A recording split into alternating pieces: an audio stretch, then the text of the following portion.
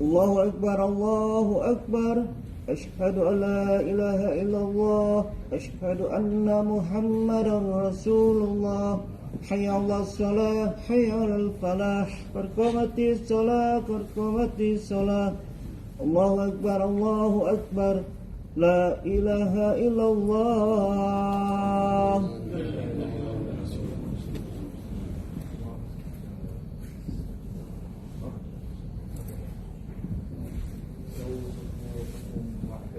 Cukup ya? Cukup. Teruskan dari rapat kami.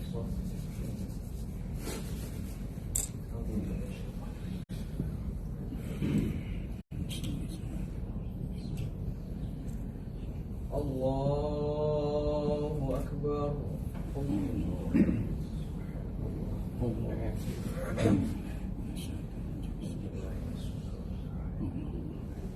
Allah.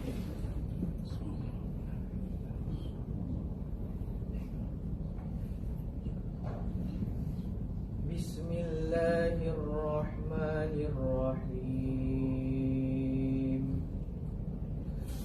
Alhamdulillahi Rabbil Alamin. Ar-Rahmanir-Rahim. Maliki yaumiddin. Iyyaka na'budu wa iyyaka nasta'in. Ihdinas siratal mustaqim. Siratal ladzina an'amta 'alaihim ghairil maghdubi 'alaihim waladdallin.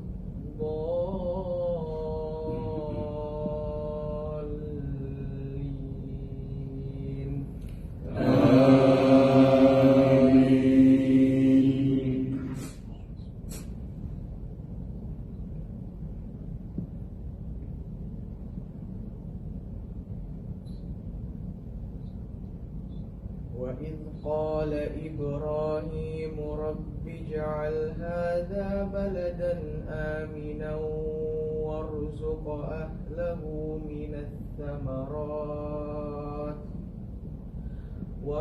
أهله من الثمرات من آمن منهم بالله واليوم الآخر قال ومن كفر فأمتعه قليلا ثم أضطره إلى عذاب النار وبئس المصير.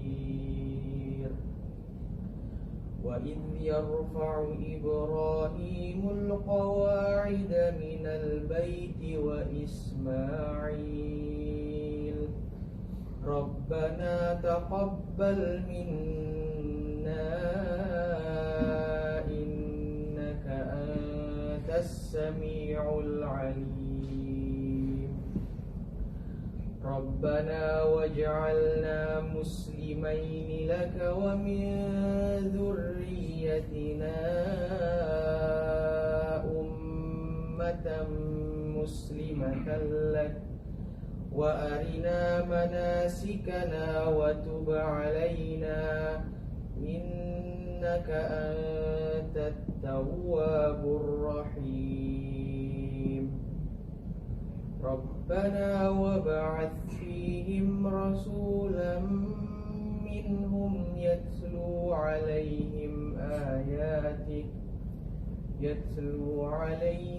آياتك ويعلمهم الكتاب والحكمة ويزكيهم إنك أنت العزيز الحكيم. ومن يرغب عن ملة إبراهيم إلا من سفه نفسه ولقد اصطفيناه في الدنيا وإنه في الآخرة لمن الصالحين. إذ قال له ربه أسلم قال أسلمت لرب العالمين.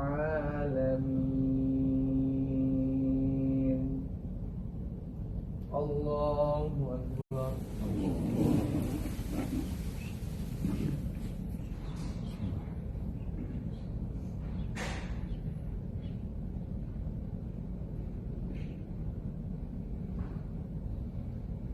سمع الله لمن حمده.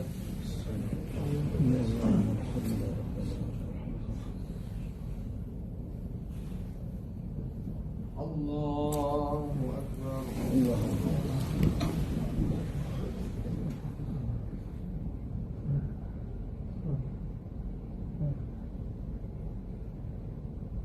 الله أكبر.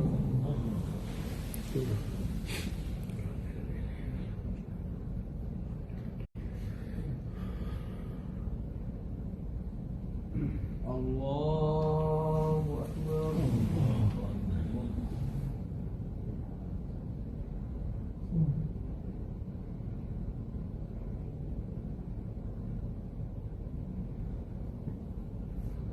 الله أكبر.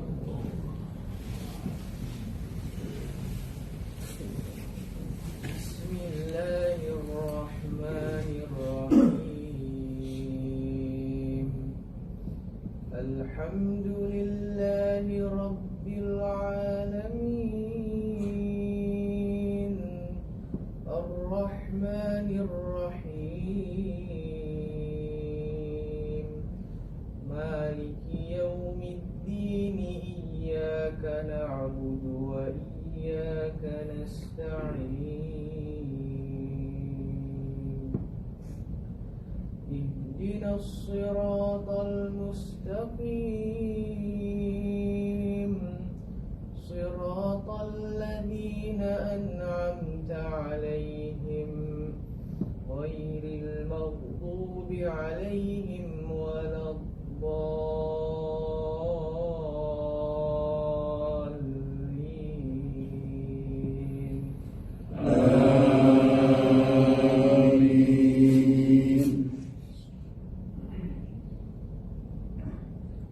بسم الله الرحمن الرحيم.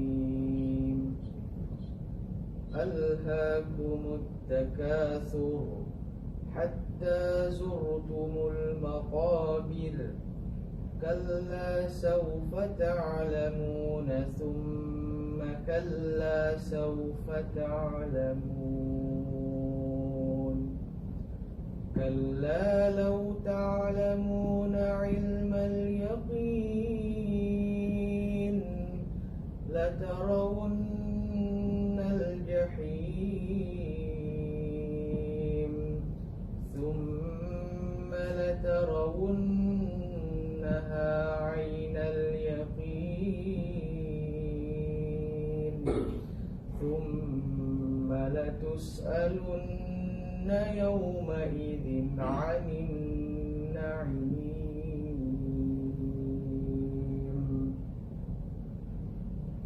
الله أكبر.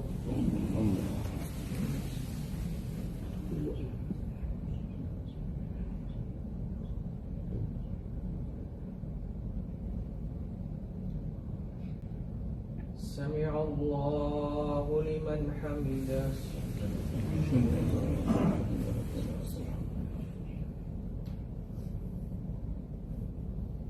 الله أكبر.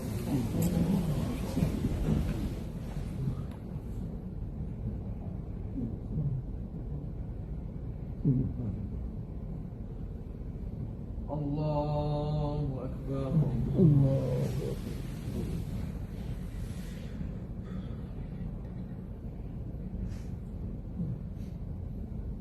الله أكبر.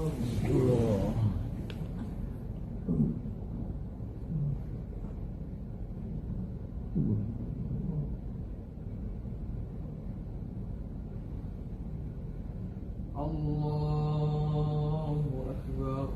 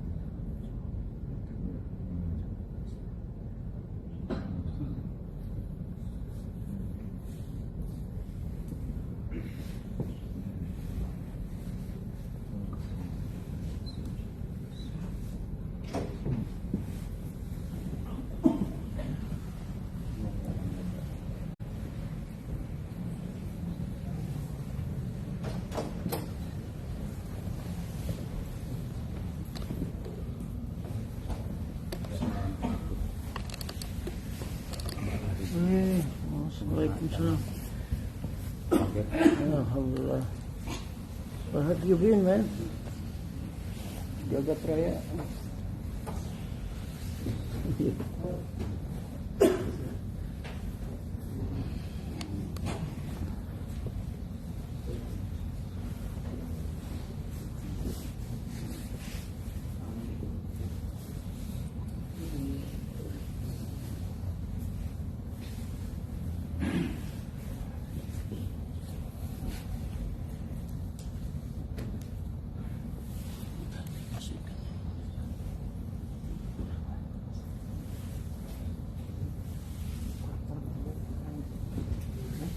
Bismillahirrahmanirrahim. Assalamualaikum warahmatullahi wabarakatuh. Alhamdulillah. Wassalatu ala rasulillah wa ba'd. Saudaraku jamaah salat subuh Masjid Al-Tahir Los Angeles yang dirahmati Allah Subhanahu wa taala. Alhamdulillah, hari ini Ramadan bertamu dalam kehidupan kita. Alhamdulillah, subuh pertama di bulan yang penuh berkah ini. Insyaallah Allah Subhanahu wa taala bantu kita untuk memaksimalkan Ramadan ini sebagai Ramadan yang terbaik dalam kehidupan kita. Bapak-bapak, ibu-ibu yang dirahmati Allah Subhanahu wa taala,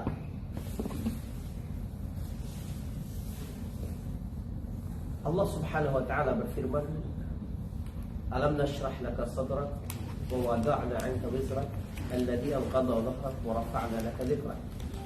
Fa inna ma'al 'usri yusran, inna ma'al 'usri yusra, fa idza faragta fansab wa ila rabbika farghab." Ayat ini adalah hiburan yang luar biasa dalam diri Nabi sallallahu alaihi wasallam. Disebut dengan surat Asy-Syarah. Perhatikan, Allah Subhanahu wa taala berfirman, "Alam nashrah laka sadrak." Bukankah kami telah melapangkan untukmu dadamu ya Muhammad? Ini bermakna luas sekali. Pertama begini, para ulama tafsir menyebutkan bahwa semua panggilan Allah kepada Nabi sallallahu alaihi wasallam dalam bentuk orang kedua tunggal Anda, maka itu bermakna untuk Nabi dan untuk setiap mukmin secara personal. Jadi seolah-olah Allah sedang coaching ke kita secara langsung. Bukan seperti saya sekarang berbicara kepada halayak, bukan.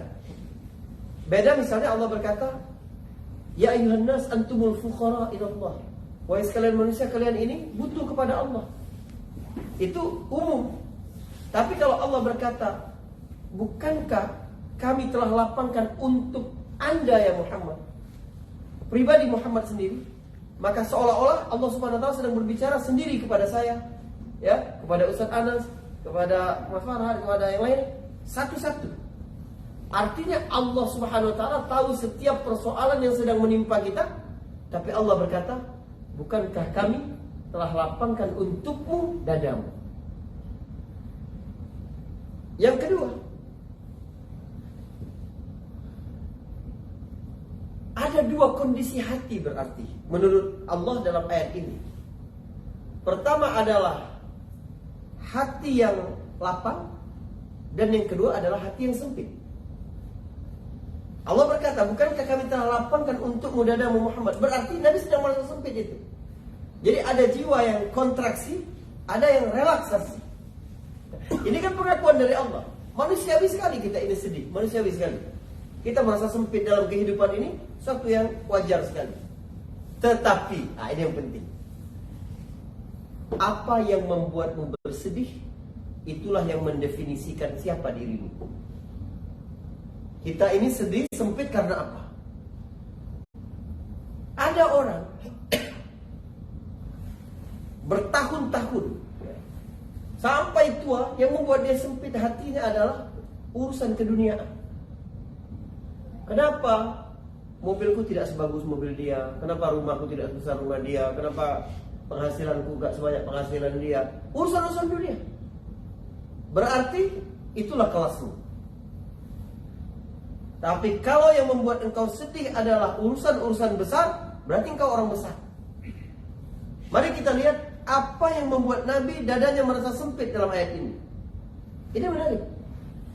Mustahil Nabi bersedih karena urusan dunia, mustahil. Saya berikan contoh. Kita ke dapur Nabi dulu atau ke kamar Nabi dulu? Ke kamar Nabi. Umar bin Khattab radhiyallahu anhu pernah satu siang masuk ke rumah Rasulullah SAW. Rasulullah baru bangun dari tidur siang. Umar melihat bekas alas kasur Nabi yang kasar itu membekas di pipi beliau. Umar menangis.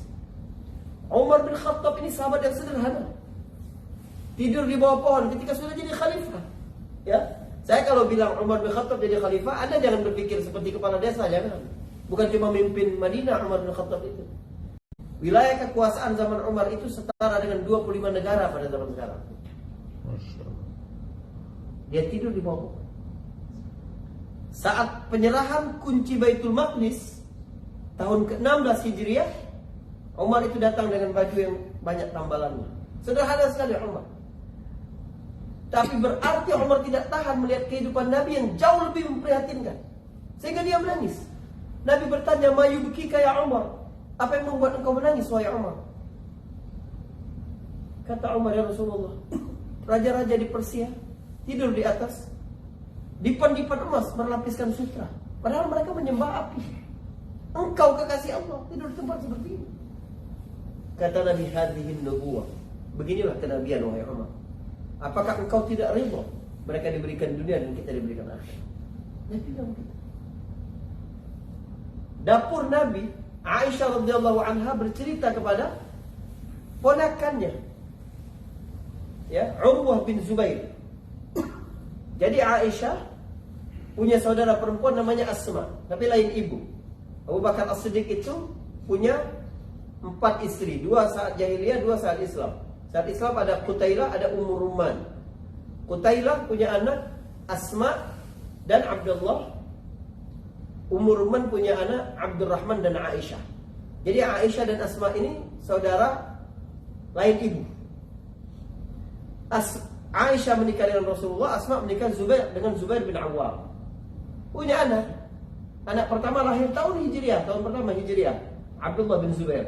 Abdullah bin Zubair ini selalu di kamar Aisyah bersama Aisyah, ponakan. Aisyah gak punya anak, sehingga Aisyah digelari Nabi Ummu Abdillah. Dan ini adalah gelar yang paling sahih panggilan Nabi kepada Aisyah.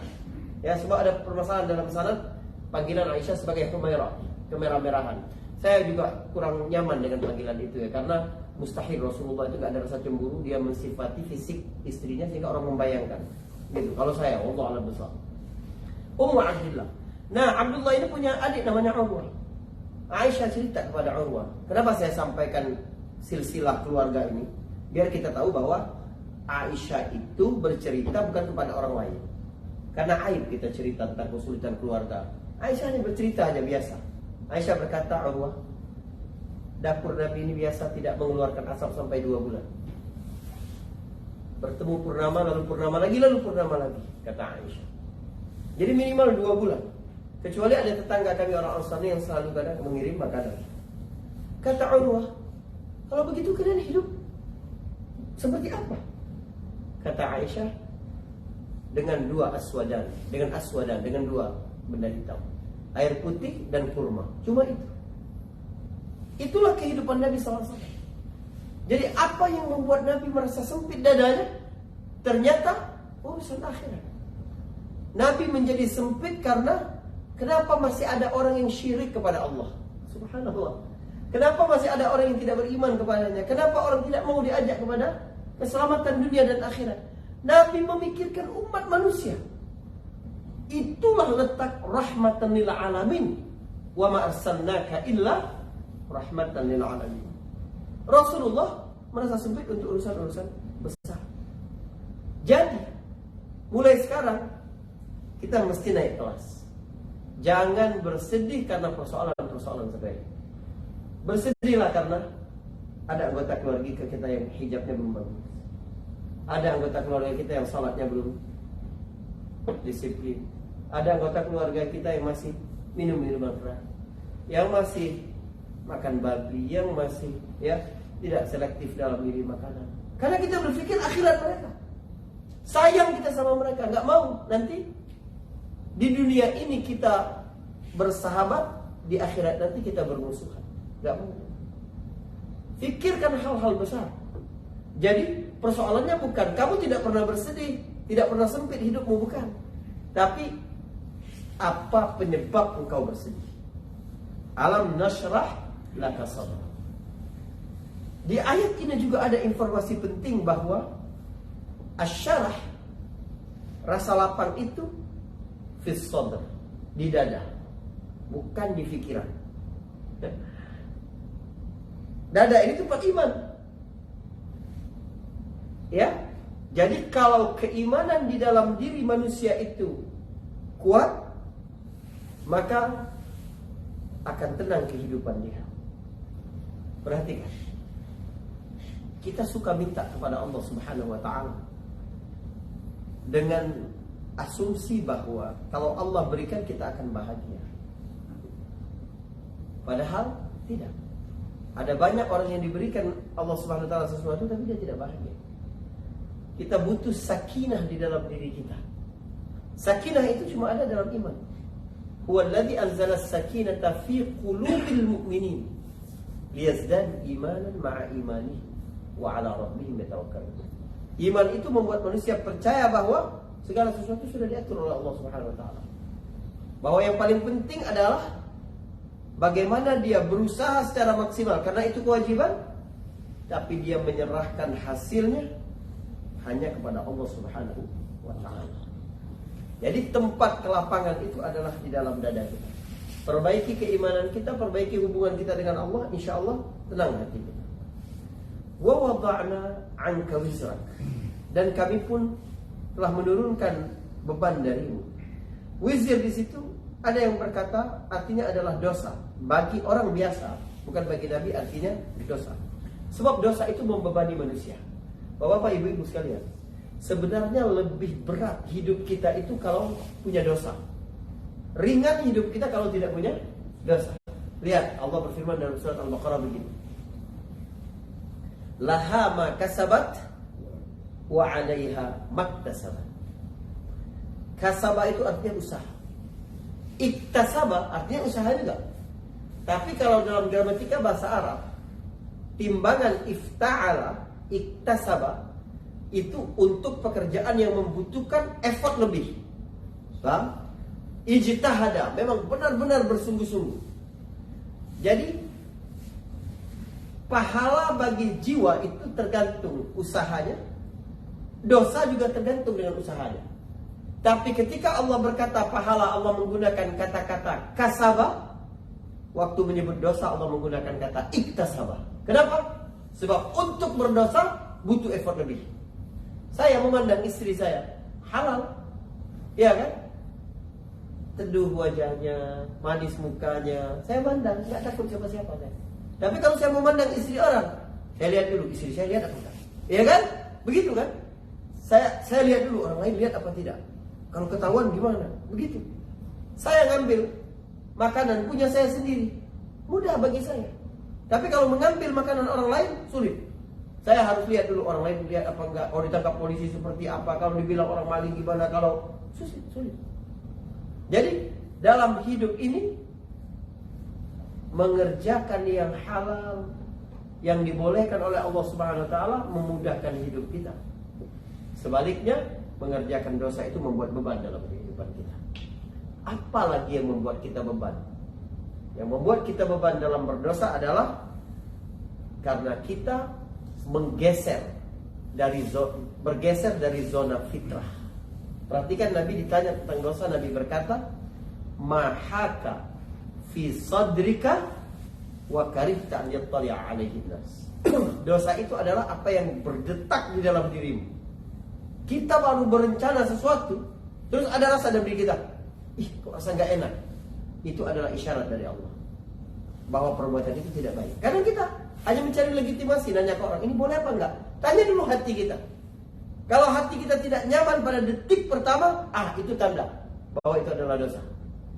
Jadi Allah Subhanahu wa taala ciptakan semacam early warning system di dalam diri kita ini. Sehingga kalau kita berada pada zona tidak halal, zona dosa, ada rasa berdetak dalam diri kita. Ini enggak enak. Rasa tidak nyaman. Bentuk kasih sayang Allah kepada manusia. Ya, ini tentang dosa. Alladzi anqadha dhahrak, yang membebani, ya, memberatkan punggung. Dosa itu bikin berat dalam kehidupan manusia karena dia juga berpengaruh kepada kualitas kehidupan seseorang. Rahmat Allah itu ya, dia tidak pilih kasih. Dia luas kepada semua orang. Tapi ada penghalang. Apa penghalangnya? Dosa kita. Ketika kita berdosa, maka kita terhalang dari rahmat Allah Subhanahu wa taala. Maka kalau seseorang tidak mendapatkan rahmat, kasih sayang dari Allah Subhanahu wa taala, bukan Allah pilih kasih, bukan. Sebab sifat rahmat itu seperti sinar matahari. Dia tidak pilih kasih. Ya, kalau orang tidak kena sinar matahari, berarti dia yang berlindung di balik tembok. Ya, tembok dosa, tembok kebodohan, tembok fanatisme dan lain-lain sebagainya. Jadi Allah Subhanahu wa taala sedang menyebutkan beberapa hal yang menjadi hukum kelapangan hati dalam diri Nabi sallallahu alaihi wasallam. Pertama, jangan bersedih karena hal-hal yang sepele. Yang kedua, jauhkan diri kita dari dosa, ya kan? Sebab dosa dapat membuat berat kehidupan ini. Kemudian yang berikutnya adalah warafa'na laka dzikrak, ya, sampai ayat keempat kita hari ini. Warafa'na laka dzikrak, dan kami tinggikan, ya, penyebutanmu, sebutan nama bagimu. Apa makna warafa'na laka dzikrak?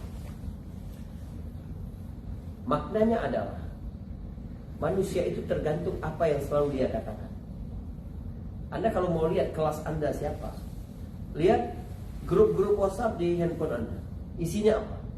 Kalau grup-grup WhatsApp isinya adalah perkara-perkara remeh, ngomong tentang perempuan, rafat, dan lain-lain sebagainya, itu kelas kita.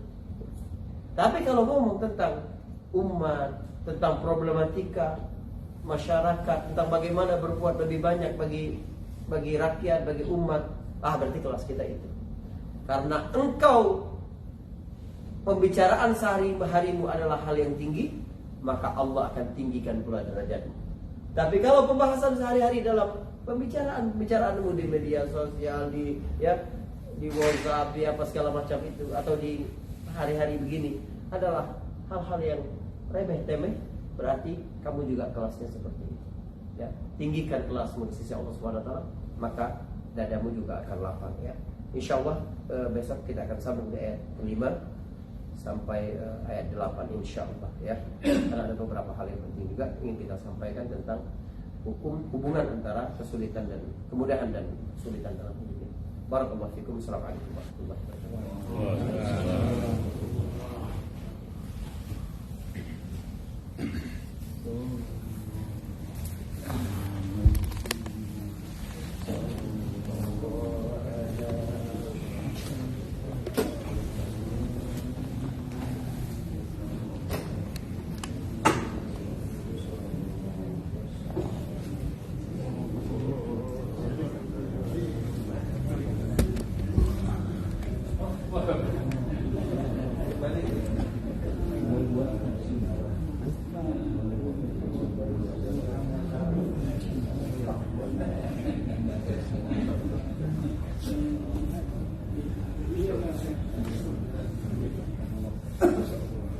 tidur enak banget. Bos.